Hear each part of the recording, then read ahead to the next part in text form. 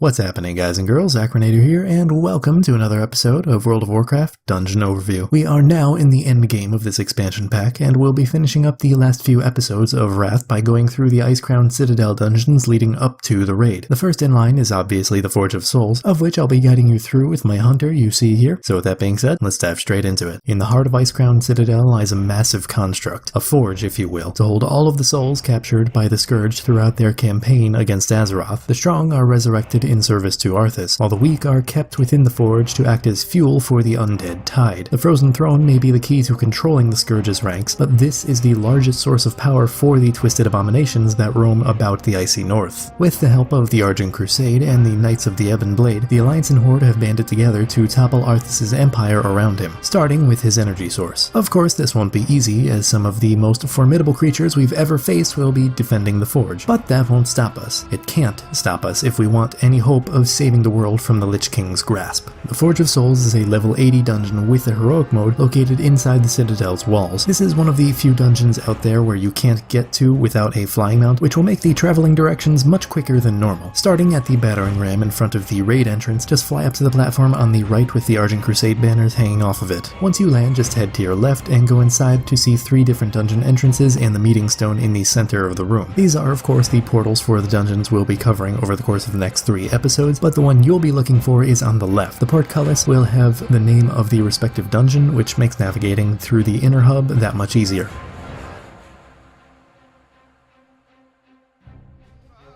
Brunyam is one of the most senior members of the Cult of the Damned, and even learned his techniques from Kel'Thuzad himself during the time just before Lordran's fall. His mastery of harnessing souls is rivaled by few others, making him the ideal candidate to be put in charge of defending the Forge from the literal army bearing down on them. The most important role in this fight is unequivocally going to be the healer, and anyone else who can dispel harmful effects cast onto your party members. This is because during the first phase of this encounter, Brunyam will place a magic effect on a random player called Corrupt Soul. If this ability is allowed to expire without being cleansed, it will stun the player and create a corrupted soul fragment add right next to them. These fragments will attempt to move towards the boss, where if they succeed, we'll heal him for a massive amount of health. The easiest way to avoid this is just to dispel the effect and not allow any fragments to spawn. But if you really can't avoid it, just run away from the boss to give you the most amount of time to kill the fragment before they reach the boss. The second and final phase to this fight happens when Brunyam reaches 35% health, where he'll teleport to the center of the room and begin to cast Soulstorm. This will damage and slow any players further than 10 yards away, so you want to all move closer in towards the boss. It is also worth noting that he'll cast Fear on random players during this phase, which will likely lead them to wander into the storm. Just make sure to heal the unfortunate soul and burst down the boss as quickly as possible.